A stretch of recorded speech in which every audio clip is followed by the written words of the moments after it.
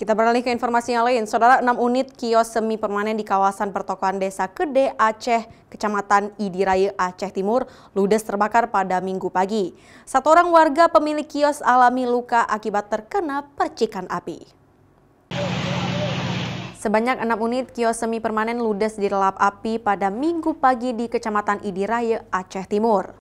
Kebakaran itu menurut warga sekitar terjadi karena munculnya api dari salah satu kios, sehingga kondisi bangunan semi permanen menyebabkan api begitu cepat melahap ke 6 kios yang bersebelahan.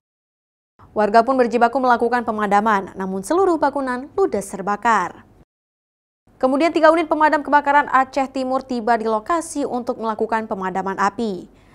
Api berhasil dipadamkan selama lebih dari 1 jam. Tidak ada korban jiwa dalam insiden ini, namun seorang warga pemilik kios mengalami luka akibat terkena percikan api saat berusaha menyelamatkan harta benda. Ada 6 kios ya.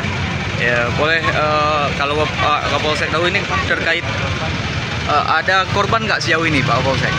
Korban ini nggak ada. Nggak ada ya. Uang dia aja di badannya.